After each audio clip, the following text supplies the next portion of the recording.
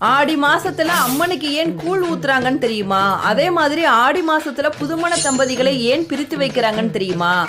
ஆடி மாதம் அப்படிங்கிறது மழைக்காலத்தோட தொடக்கம். இந்த மாசத்துல காற்றோட வேகம் ரொம்ப அதிகமாவே இருக்கும். இதனால தொற்று நோய்களும் அதிகமாவே பரவும். வேப்பிலையும் எலுமிச்சம்பழமும் சிறந்த கிருமி நாசினி. கூழ் உடலுக்கு குளிர்ச்சியை தரும். அது மட்டும் இல்லாம நோய் எதிர்ப்பு சக்தியையும் அதிகரிக்கும். நோய்கள் தீரவும் நோய் எதிர்ப்பு சக்தியை அதிகரிக்கவும் தான் கோவில்கள்ல வேப்பிலை தோரணம் கட்டி ஆடி கஞ்சியை பக்தர்களுக்கு பிரசாதமா கொடுக்கறாங்க. ஆடி மாசத்துல கர்ப்பம் தரித்தால் சித்திரையில தான் குழந்தை பிறக்கும். சித்திரை மாதம் அப்படிங்கிறது வெயில் உச்சக்கட்டத்துல இருக்கிற மாதம். அக்னி நட்சத்திரத்தினால தாயும் சேயும் ரொம்பவே அவதிப்படுவாங்க. அது மட்டும் இல்லாம அந்த காலத்துல ஏசி எல்லாம் கிடையாது, வீட்டில் இருக்க வெப்பத்தை கம்மி பண்றதுக்கு. அதனாலதான் ஆடி மாதத்துல புதுமண தம்பதிகளை பிரித்து வைத்தாங்க. அன்பு வச்ச மகராசி மறையாத எண்ணம் வச்ச மீனாட்சி